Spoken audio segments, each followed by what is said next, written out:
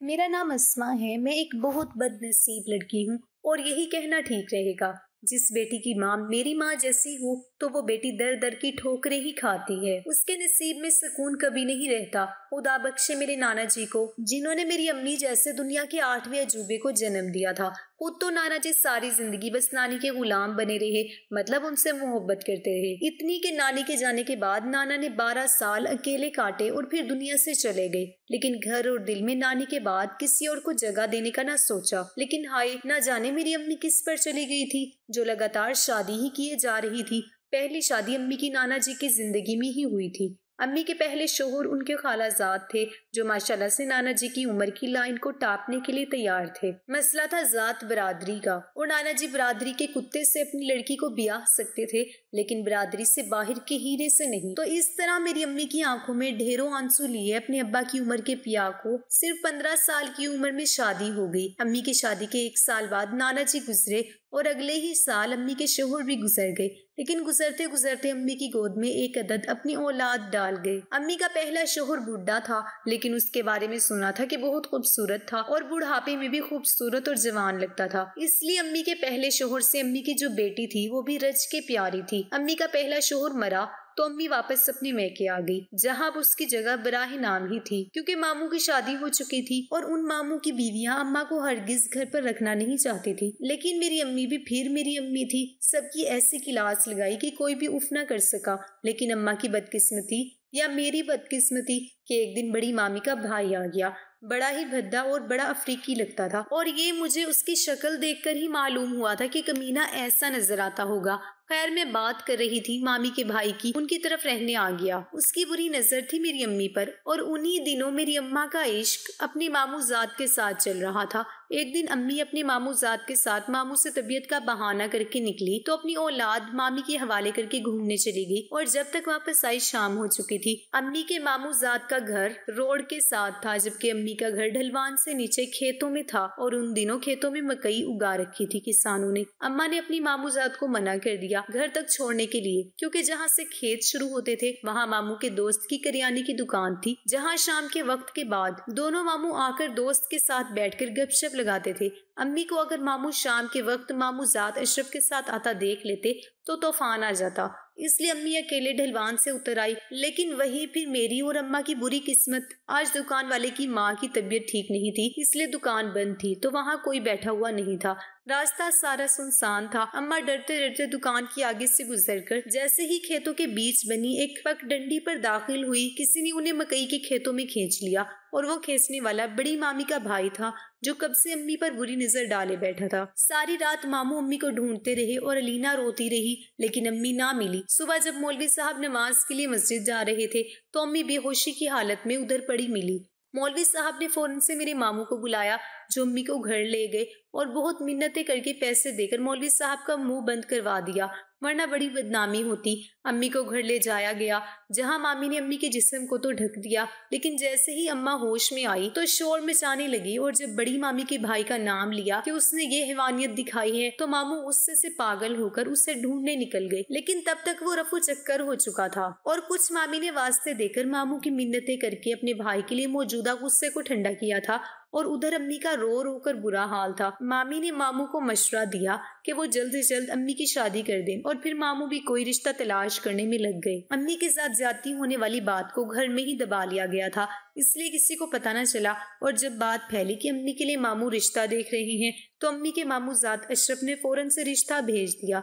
वो अम्मा से मोहब्बत करता था और अम्मा के साथ हुई ज्यादती से अनजान था, इसीलिए भी उसकी मोहब्बत का समंदर जरा तेजी से बह रहा था। मामू ने भी सख्ती से अम्मा को मना कर दिया कि वो इस बात का जिक्र किसी से ना करे, वरना अम्मी का इरादा मामी के भाई पर पर्चा कटवाने का था। लेकिन मामी की मिन्नतें करने पर अम्मी ने चुप इख्तियार कर ली और अशरफ के साथ रुखसत हो गई। अशरफ अम्मी से मोहब्बत करता था और अम्मी भी जल्द पुराने हादसों को भूल गई और अपनी जिंदगी में मसरूफ हो गई थी। और फिर शादी के 10 दिन बाद अम्मा उम्मीद से हो गई, और फिर 9 माह बाद मैं दुनिया में आई। सुना है मेरी आमद से पहले अम्मी की सास, जो कि अब मेरी दादी थी, बड़ी ही खुश थी, लेकिन मेरी शक्ल देखते ही उनका मुंह बन गया था, क्योंकि उनका बेटा बड़ा खूबसूरत था, गोरा चिट्टा, बिल्कुल अंग्रेजों जैसा, नए नक्श लिए हुए। अम्मा ने देखा तो उनकी जान निकल गई कि ये उनकी भाभी के भद्दे भाई का गुनाह था। अम्मा की बेटी अलीना अम्मा के साथ ही अशरफ अब्बा के घर आई थी। अलीना बड़ी खूबसूरत थी, बिल्कुल अशरफ अब्बा जैसी, इसलिए वो उससे लाड प्यार करते और मेरी तरफ देखते तक न थे। वो क्या, मेरी तो अपनी अम्मा भी मुझे देखना पसंद न करती थी। मेरा रंग बहुत ही सियाह था और सियाह शक्लों से लोग दूर ही भागा करते हैं। मैं लोगों की नफरत सहती सहती बड़ी हो रही थी और अभी मैं 10वीं साल में थी कि अम्मा और अशरफ अब्बा की बहुत लड़ाई हुई, क्योंकि अशरफ अब्बा को मेरी असलियत का पता चल गया था। वो चिल्ला चिल्लाकर अम्मा को बुरा भला कह रहे थे कि उन्होंने सच्चाई छुपाई थी। तभी उन्हें मैं अपनी बेटी नहीं लगती थी, क्योंकि मैं उनकी बेटी थी ही नहीं, बल्कि मैं तो उस एक रात की वजह से परवान चढ़ा गुनाह थी और बहुत भयानक गुनाह थी। उस दिन अशरफ अब्बा के लड़ने झगड़ने पर मुझे पता चला कि मैं उनकी बेटी नहीं हूँ। मुझ पर भी ये इदराक उसी दिन गुजरा कि मैं अशरफ अब्बा की बेटी नहीं हूँ। और सच बताऊं तो मुझे कोई खास फर्क नहीं पड़ा, क्योंकि मुझे तो पहले से ही लगता था कि मैं इस घर में किसी शख्स की कुछ नहीं लगती। कोई भी मेरी तरफ देखना तो दूर, मुझसे बात करना भी पसंद न करता था। उस दिन अम्मा और अशरफ अब्बा की लड़ाई का इख्तिताम अम्मा की चीखों और सिसकियों पर हुआ था, क्योंकि उस दिन अब्बा ने अम्मी को बहुत मारा भी था। अम्मी अब्बू की शादी को इतने साल गुजर गए थे और मोहब्बत की शादी इतने साल भी चल जाए तो बहुत होती है। अब्बा की अम्मी से दिलचस्पी खत्म होती होती आज खत्म हो गई थी, मगर वो दिलचस्पी आखिर अम्मा से खत्म होकर किस में पैदा हो गई थी। अब्बा अम्मा को मार मार कर कमरे से निकले तो सामने मेरी मनहूस शक्ल देखकर ताव खाकर रह गए और मुझे धक्का देकर जोर से अपने रास्ते से हटाया, जिसके नतीजे में मेरा सर पिलर से लगा और कनपट्टी से खून बहने लगा। अलीना पास खड़ी मुझे देखकर हंसने लगी। अलीना अब कोई छोटी बच्ची नहीं रही थी, वो 16 साल की दोशीजा थी। सफेद दूधिया रंगत, सुर्ख गाल, गुलाबी होंठ और काली आंखों वाली थी। वो इतनी खूबसूरत थी कि अक्सर उसे देखकर मैं भी हैरान रह जाया करती थी, और ऊपर से वो अपना ख्याल भी बहुत रखती थी। रोज नहाती, बालों में नहाने से पहले तेल डालकर शैम्पू से धोती और अब्बा उसके लिए रंग गोरा करने वाली क्रीम ही लाया करते थे। वो पहले ही गोरी थी, मजीद उनके इस्तेमाल ने उसे परी बना दिया था। उसके सियाह सिल्की बाल भी कमर पर झूलते रहते थे। मेरा बड़ा दिल करता था कि मैं उस जैसी नजर आऊं, और कभी जो मैं अलीना से रंग गोरा करने वाली क्रीम मांगती तो वो मुझे डांट देती थी। अलीना स्कूल भी जाती थी और ऐसी बन ठन कर जाती थी कि मैं बस देख कर रह जाती। जब मैंने कहा कि मुझे भी दाखिला दिलवा दो स्कूल में, तो अब्बा ने मुझे डांट दिया, क्योंकि मेरी शक्ल स्कूल जाने के काबिल न थी। अलीना गोरी चिट्टी थी तो स्कूल जाती थी, मैं काली थी तो मैं स्कूल नहीं जा सकती थी। मैं सोचती कि अलीना तो अम्मा के पहले शोहर की बेटी है, फिर अब्बा उससे इतना प्यार क्यों करते हैं? मैं तो अब्बा की अपनी बेटी हूँ, मुझसे क्यों प्यार नहीं करते? ये तो बाद में पता चला कि मैं भी अब्बा की बेटी नहीं हूँ। तो सवाल फिर भी कायम था, ना अनीला अब्बा की बेटी है और ना मैं, तो फिर अब्बा अलीना से प्यार क्यों करते हैं? अलीना खूबसूरत थी, इसलिए हर मोहब्बत पर सिर्फ उसका हक था। वो गोरी चिट्टी थी, क्या इसीलिए सब कुछ उसका था? अब्बा और अम्मा का अपना भी एक बेटा था जो घर भर का लाडला था, कोई उससे नीचे न लगने देता था। लेकिन जब बात अलीना की आ जाती तो अशरफ अब्बा किसी के कुछ नहीं लगते थे। मुझे अपना छोटा नन्ना मुन्ना सा भाई बहुत अच्छा लगता था, मगर अशरफ अब्बा तो क्या, अम्मा भी मुझे मुन्ने को हाथ नहीं लगाने देती थी। वो गोरा चिट्टा दूध मक्खन सा था और मेरे काले हाथों से वो काला हो सकता था, इसलिए उससे मुझसे दूर रखा जाता था। और अलीना जब चाहती उसे उठाए फिरती और जब चाहती चारपाई पर पटक कर चली जाती। कभी जो मुन्ना रो पड़ता तो किसी कोने से दादी की आवाज आती कि जरूर काली को देख लिया होगा। एक दिन सहन में वो गिर गया तो अम्मा ने मुझे बहुत मारा कि जरूर मेरी वजह से गिरा होगा, हालांकि मैं तो उस वक्त सहन में थी भी नहीं। मैं तो मुन्ने के रोने की आवाज सुनकर आई थी और मैं तो सबके डर से मुन्ने के पास भी नहीं आती थी। उसे गिराना तो दूर की बात है, ये सिर्फ एक मुन्ने की बात नहीं थी। घर में जो कुछ होता उसको मुझसे जोड़ दिया जाता। एक दिन दादी सुबह नमाज के लिए उठी तो मैं भी नमाज के लिए जाग चुकी थी। सर्दियों के दिन थे। मैंने भागकर दादी को चप्पल दादी के पैरों में डाली और लोटे में पानी भरकर वुजू के लिए रख दिया। और उसी दिन असर के वक्त दादी वुजू करते हुए गिर पड़ी और फिर शामत मेरी आ गई कि दादी ने सबसे पहले शक्ल मेरी देखी थी और मैं तो थी ही मनहूस मारी। उस दिन मुझे हर शख्स से सुनने को मिली थी।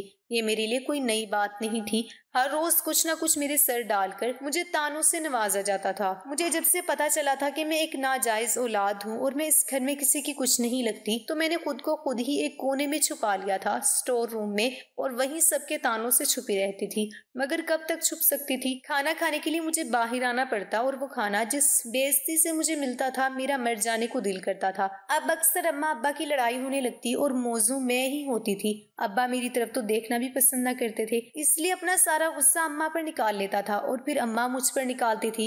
एक दिन तो अम्मा ने मुझे स्टोर रूम में बंद करके इतना मारा था कि मेरे पूरे जिस्म पर नील पड़ गए थे। उस बार अम्मा अब्बा की लड़ाई तलाक तक पहुंच गई और पूरा 1 साल लड़ने झगड़ने के बाद अब्बा ने अम्मा को तलाक दे दी थी और मुझ समेत घर से निकाल दिया और मुन्ने को अपने पास रख लिया गया। और अलीना भी नहीं आना चाहती थी, लेकिन किस रिश्ते से फिर रुकती, इसलिए अम्मा के साथ वो भी उस घर से चली आई। हम 3 लोग वापस नाना जी के घर चले आए थे। मामियों ने देखा तो बुरा सा मुंह बना लिया था। बड़ी मामी तो बाकायदा ऊंची आवाज से मुझे, अम्मा और अलीना को सुनाने ही लगी थी, और बस सुनाने की देर थी, अम्मा ने बाजू चढ़ाए और मैदान में उतर आई। और फिर मामी और मामी के भाई की वो माँ बहन एक की कि मामी कानों को हाथ लगाकर भागने लगी, लेकिन सामने भी मेरी अम्मी थी। उसने मामी को भागने ना दिया और मेरा बाजू पकड़कर मुझे मामी की गोद में फेंक दिया और कहा, संभाल अपने भाई के गुनाह को। मामी तो चुप कर गई, वरना अम्मा ना सिर्फ उनकी इज्जत 2 टके की कर देती, बल्कि उनके भाई का बसा बसाया घर भी तबाह कर डालती। अम्मा दिन भर पूरे मोहल्ले में फिरती रहती थी और अलीना की तो टाइमिंग ही बदल गई। पहले वो स्कूल जाती थी तो 1 बजे तक लौट आती थी, लेकिन अब उसका एडमिशन अब्बा ने कॉलेज में करवा दिया था, जिससे अलीना शाम को लौटती थी। वो कहाँ लूर लूर फिरती रहती थी, अम्मा को पता ही नहीं था, और मैं तो किसी गिनती में नहीं आती थी, जो वो अलीना मुझे ही बता देती। मैं पहले भी तन्हा थी, मैं अब भी तन्हा रह गई थी। मामिया मामू और उनके बच्चे भी मुझे तानों तशनों से रोनते चले जाते थे। मैं जमीन पर एक बोझ के सिवा कुछ न थी, वरना मेरी जरूरत किसी को न थी, और मुझे भी अपने होने का कोई जवाब नजर न आता था। उन्हीं दिनों ना जाने कहां से अलीना के पास फोन भी आ गया था और मुझे उसकी हरकतें मशकूक लग रही थी, और सिर्फ उसकी नहीं बल्कि अम्मा भी अजीब सी होती जा रही थी। सुबह उठती मुंह धोकर क्रीम लगाकर अपनी दूधिया रंगत को और दूध जैसा करती, बालों की मांग निकालकर चोटी बांधती और मुस्कुराती हुई कहीं चली जाती। उनके पास इतना वक्त ही नहीं होता था कि वो मुझ पर तो दूर अलीना पर ही तवज्जो दे दे। और अम्मा की मुस्कुराहटों का राज भी एक दिन खुल गया। मर्दों की डसी हुई मेरी अम्मी मर्द के बगैर जिंदगी गुजारना नहीं चाहती थी, इसलिए वो रोज रिश्ते वाली खाला के साथ बन ठन कर अपने लिए रिश्ता देखने जाती थी। और अब्बू ने एक मर्द पसंद आ गया था, तो उन्होंने मामू और मामियों को बताया। मर्द अकेला था और एक स्कूल में चपरासी था, अकेला ही रिश्ता लेने आया था। मामू मामिया भी अम्मा से जान छुड़वाना चाहते थे, सो हाँ कर दी, लेकिन मामियों पर बम तब गिरा जब निकाह के बाद अम्मा ने रुखसत होते हुए बताया कि उनका नया शोहर उनकी बेटियों को साथ नहीं रखेगा, इसलिए वो अपने नाना के घर में ही रहेंगी। अम्मा रुखसत हो गई और बड़ी मामी तो सब्र के घूंट पी कर रह गई, क्योंकि उनकी दुखती रग अम्मा के हाथ लगी हुई थी। इधर वो अम्मा को कुछ कहती, उधर अम्मा उनकी दुखती रग पर हाथ रख देती थी, मेरा बाजू पकड़ती और चादर ओढ़कर मामी के भाई के घर जाने की तैयारी कर लेती थी। और यहीं आकर मामी की बोलती बंद हो जाती थी और वो अम्मी की हर बात मान लेती थी। अब अम्मा रुखसत हुई तो मैं और अलीना मामू के घर ही रह गई। अलीना की सरगर्मियां तो मेरे लिए मजीद मशकूक हो गई। वो सारा दिन कॉलेज के बहाने घूम रहती थी और शाम को कॉलेज से वापस आती तो मोबाइल में घुसी रहती और आधी रात को सरगोशियों में किसी से फोन पर मसरूफ रहती थी। कभी कभी हंसने लगती थी। मैं किसी गिनती में नहीं आती थी कि वो मुझे कुछ बताना पसंद करती, बल्कि सबकी तरह वो भी मुझे पैरों की खाक समझकर रोनते चली जाती थी। एक दिन मैंने अलीना से छुपकर अलीना की रंग गोरा करने वाली क्रीम लगा ली तो अलीना ने मुझे बहुत मारा था। जैसे अम्मा मारा करती थी वैसे ही मारा था उसने मुझे। फिर मुझे अपनी चीजों को हाथ लगाने से मना कर दिया और अलमारी में रखकर ताला लगा दिया। मैं अपने जख्मों पर खुद ही मरहम लगाती रोती रहती थी। अम्मी अपने नए शोहर के साथ रुखसत होने के 2 माह बाद हमसे मिलने आई थी, बल्कि अलीना से मिलने आई थी। वही उनकी बेटी थी। मुझे तो वो सिर्फ मामी को ब्लैकमेल करने के लिए इस्तेमाल करती थी। अम्मी आई तो वो बड़ी खुश लग रही थी और खैर से इस उम्र में भी शर्माते हुए फिर से माँ बनने की खबर सुना रही थी। उनका नया शोहर सबके लिए तोहफे लाया था, सिर्फ मेरे लिए नहीं लाया था, क्योंकि अम्मा ने कहा कि काली को तोहफे लेना पसंद नहीं। मैं ख्वारी में पैदा हुई, ख्वारी में जीती, ख्वारी में मरी, ख्वारी में रही और मरना भी मैंने ख्वारी में ही था। अलीना काले रंग का सूट पहने पूरे घर में उछलती हुई सबको बता रही थी कि ये नए अब्बा ने ला कर दिया है। मैं अपनी बेकदरी पर उस रात फिर से बहुत रोई थी और मैं रोती ही तो रहती थी और फिर रो ही तो सकती थी। कुछ दिन गुजरे थे कि मुझे अलीना की हालत कुछ मशकूक लगने लगी। उसका रंग पीला पड़ता जा रहा था और हर वक्त उल्टियाँ करती रहती थी। उसकी आंखों के गिर्द हल्के पड़ने लगे थे। मैंने जब बार बार उसे अस्पताल जाने पर फोर्स किया तो वो मुझ पर चिल्लाने लग जाती थी। उसने कहा कि मैं अपना मनहूस साया उसकी जिंदगी से दूर रखूं। मैं अपना मुंह सा लेकर रह गई थी। अलीना उन दिनों अजीब सी दवाई खाने लगी थी और कॉलेज जाना भी बंद कर दिया था। उसकी तबीयत दिन ब दिन बिगड़ती चली जा रही थी और सबके इसरार करने पर भी वो अस्पताल न जा रही थी, न डॉक्टर को दिखा रही थी। एक रात जब मैं सोई हुई थी तो साथ वाले पलंग से अलीना की घुटी घुटी से सिसकियां सुनाई देने लगी थी। मैं घबरा कर उठ बैठी और देखा कि वो तकलीफ से तड़प रही थी। मैं फौरन से उठकर उसके पास आई तो उसने मुझे अपना फोन पकड़ाकर अशरफ अब्बा को फोन करने का कहा। मैं हैरान हुई कि रात के इस वक्त अलीना अशरफ अब्बा को फोन करने का क्यों कह रही है। मैंने उससे कहा कि मैं किसी मामू को बुला लेती हूँ, लेकिन अलीना ने सख्ती से इनकार कर दिया कि मैं किसी को कुछ ना बताऊं। वो तकलीफ से दोहरी हुई जा रही थी, इसलिए मैंने चुपचाप उसकी बात मान ली और अब्बा को फोन मिला दिया, जो 2 बार अटेंड ना करने के बाद तीसरी बार उठा लिया गया। तो अलीना ने रोते हुए अब्बा को कहा कि वो उसे आकर अस्पताल ले जाए। अब्बा से बात करने के बाद अलीना ने कहा कि मैं उसे सहारा देकर उठाऊं। जब मैंने उसे सहारा देकर उठाया तो जो मैंने देखा, मेरे पैरों तले से जमीन निकल गई और आंखें फटी की फटी रह गई। अलीना सिर्फ 17 साल की थी और 17 साल की उम्र में ही ये सब कुछ। मैं कांप कर रह गई। मैंने जब अलीना को सहारा दिया तो मैंने देखा कि बिस्तर पर खून था और अलीना के कपड़ों पर भी खून लगा हुआ था और वो इसी वजह से दर्द से कांप रही थी। मैंने फटी फटी आंखों से अलीना की तरफ देखा तो अलीना ने कहा कि अब्बा खेतों से बाहर की पगडंडी के पास खड़ा होगा, पहले मैं उसे उसके साथ अस्पताल लेकर जाऊं, फिर सारी बातें पूछ लेना। मैंने कांपते हुए हाथों से अलीना को चादर उड़ाई और सहारा देकर बाहर लेकर आई। मैं अलीना के लिए इतनी जरूरी नहीं थी कि वो मुझे साथ लेकर जाती। वो मुझे इसलिए लेकर जा रही थी कि जब हम सुबह अस्पताल से वापस आए तो सबको पता चले कि हम दोनों बहनें एक साथ अस्पताल गई थी, ताकि किसी को शक न हो पाए। मैं समझ नहीं पा रही थी कि ये सब क्या हो रहा है। मैं अलीना को लेकर खेतों से गुजरी, पगडंडी पर आई जहां पर अब्बा अपनी गाड़ी में बैठा इंतजार कर रहा था। अलीना को देखते ही फौरन से उतरा और उसे सहारा देकर गाड़ी की पिछली सीट पर बिठाया। मैं भी अलीना के साथ बैठ गई। अलीना की हालत खराब होती जा रही थी और जो उसकी हालत हो रही थी उसे साफ लग रहा था कि वो पेट से है, लेकिन कैसे और किसका बच्चा है वो? क्या मेरे बाप की तरह किसी ने अलीना की इज्जत को भी रूंध डाला था? अलीना जो रोज कॉलेज जाती थी, किसी ने उसके साथ वहां तो कुछ नहीं कर दिया? क्या किसानों की उगाई हरी भरी फसल का फिर से फायदा उठाकर अलीना को अंदर खींच लिया है? मेरी माँ की तरह बहुत से सवालात थे, लेकिन एक सवाल सब पर भारी था कि ऐसी हालत में अलीना ने अशरफ अब्बा को क्यों बुलवाया, और वो आ भी गए थे। फिर मुझे ख्याल आया कि अब्बा शुरू से ही अलीना के करीब थे और वो उन्हें उनकी औलाद की तरह हैं, इसलिए अलीना ने उन्हें बुलाया है। हम एक जच्चा बच्चा अस्पताल आ गए और वहीं दर्द से दोहरी होती अलीना को दाई कमरे में ले गई और फिर अलीना की चीखें सुनाई देने लगी और कुछ देर में खामोशी छा गई। दाई निकली और अब्बा से सरगोशियों में कुछ कहने लगी। मैं बाहर ही बैठी थी और फिर मेरी आंख लग गई। थोड़ी देर बाद मेरी आंख खुली तो मैंने इधर उधर देखा। थोड़ी देर पहले वहां अब्बा बैठे हुए थे, लेकिन अब नहीं थे। मुझे लगा कि कहीं चाय पानी पीने गए होंगे। मैं अलीना को देखने अस्पताल के उस कमरे की तरफ आई और अभी मैं दरवाजा खोलती कि मेरी नजर दरवाजे की जाली से अंदर कमरे में अलीना के बेड पर पड़ी तो मेरे सर पर आसमान गिर गया था और सर चकराने लगा। क्या ऐसा हो सकता था? क्या जो मैंने देखा वो सच था? अगर सच था तो इतना भयानक सच क्यों था? मैंने जो देखा वो किसी के भी होश उड़ाने को काफी था। एक ऐसा भयानक मंजर जो किसी ने ना सोचा होगा, ना किसी के वहमो गुमान में होगा। मैंने देखा अब्बा अलीना के सिराने बैठे हुए थे, उसके बालों में उंगलियां फेर रहे थे और साथ कुछ कह भी रहे थे जो मुझे सुनाई नहीं दे रहा था, लेकिन मैं उनकी हरकतें देख सकती थी। अब्बा अलीना के बालों में उंगलियां फेरते हुए उसके माथे पर बोसा देते और फिर से कुछ कहते और अलीना बदले में मुस्कुरा रही थी। तो मतलब था जो कुछ गलत हो रहा था अलीना की रजामंदी से हो रहा था। अब्बा ने इस बार कुछ कहा तो अलीना के तकलीफदे चेहरे पर शर्मीली सी मुस्कुराहट आ गई। अब्बा मुस्कुराए और फिर अलीना के ऊपर झुक गए। मैं एकदम से दरवाजे से हट गई। उससे आगे देखने की मुझ में हिम्मत ना थी, ना मेरे पैरों में इतनी ताकत थी कि मैं ज्यादा देर खड़ी रह पाती। मैं वापस आकर बाहर रखे बेंच पर बैठ गई। मेरे पसीने छूट रहे थे।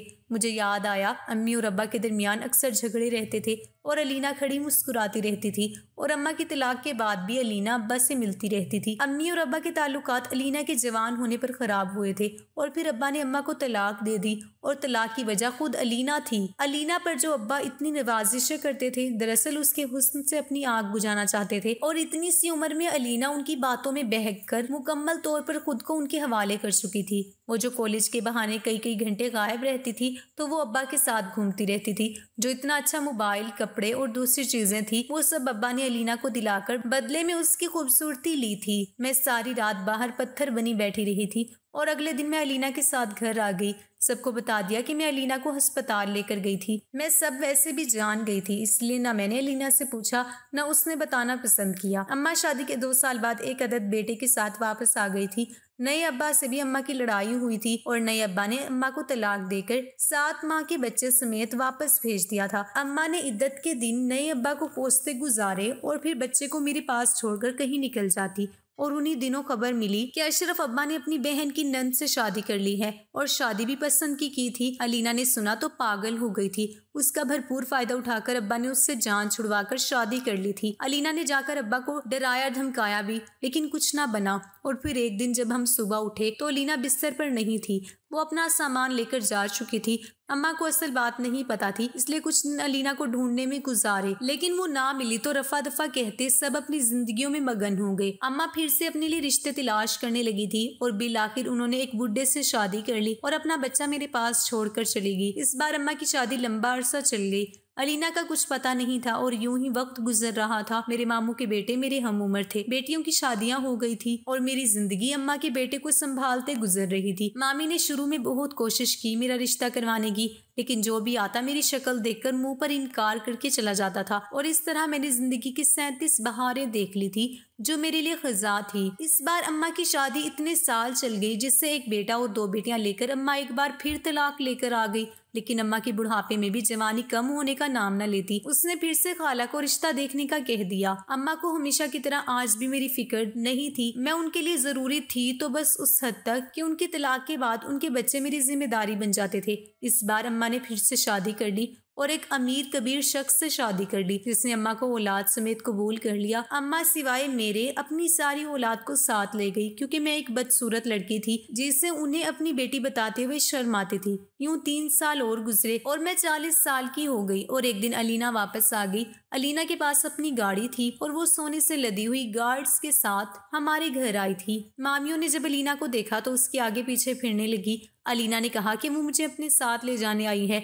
मुझे हैरत हुई कि अलीना को मुझसे इतनी मोहब्बत कैसे हो गई कि वो मुझे लेने खुद ही आ गई। खैर जो भी था वो मेरी बहन थी, सो मैं उसके साथ चली गई। मैं अलीना की आलीशान गाड़ी में बैठी थी और तभी पुलिस की गाड़ी आई। पुलिस ने अलीना के कहने पर अब्बा को घर से घसीट कर निकाला और गिरफ्तार कर लिया। अलीना उन सबको सजा देने आई थी जिन्होंने उसका दिल दुखाया था। वो मुझे अपने बड़े से घर में ले आई और मुझे गले लगाकर कहने लगी कि मुश्किल वक्त में मैंने उसका बहुत साथ दिया और एक बार भी कुछ नहीं पूछा, इसलिए उससे मुझसे मोहब्बत हो गई थी। अपनायत का एहसास हुआ था। मैं सारी जिंदगी बहन की मोहब्बत को तरसी हुई लड़की थी, फौरन से उसके गले लग गई। अलीना इतने बड़े घर में अकेली रहती थी। उसने अभी तक शादी नहीं की थी क्योंकि उसने बताया कि वो अमीर बनने के लिए मेहनत कर रही थी और मेहनत के दौरान शादी करना मेहनत पर पानी फेरने के बराबर है। एक दिन अलीना देर तक घर ना आई तो मुझे परेशानी हुई और कुछ देर बाद खबर आई कि अलीना को किसी ने कंस्ट्रक्शन बिल्डिंग में धक्का दे दिया है। अलीना अस्पताल में थी। मैं घबरा कर अस्पताल भागी थी।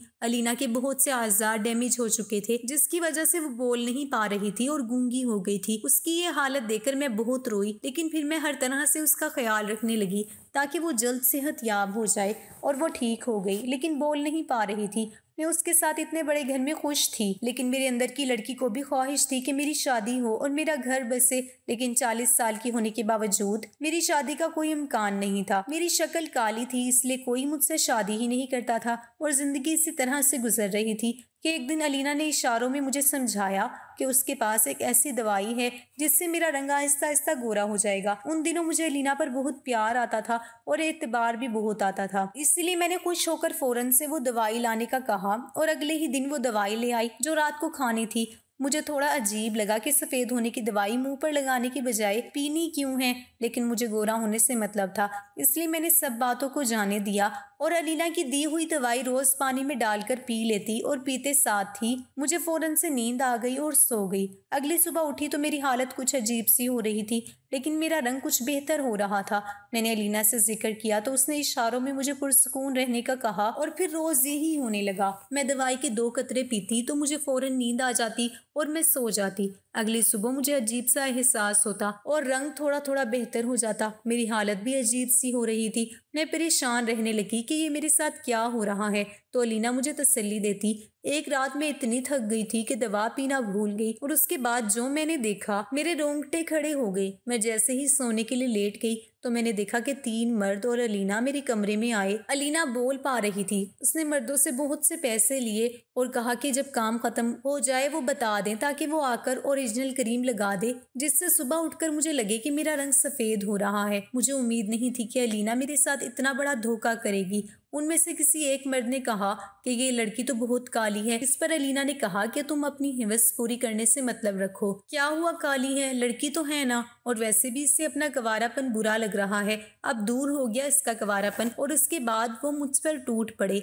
मैं क्या करती, मुझे कुछ समझ नहीं आ रही थी। मैं आज खुद को बचाकर करती भी तो क्या, इतने दिन से मेरे साथ खिलवाड़ ही तो हो रहा था। आज भी सही। अगली सुबह में उठी, मैंने एक फैसला किया और अलीना की गैर मौजूदगी में उसके कमरे में गई। उसने मुझे ना समझकर अपनी सरगर्मियों के बहुत से सबूत कमरे में ही रखे हुए थे।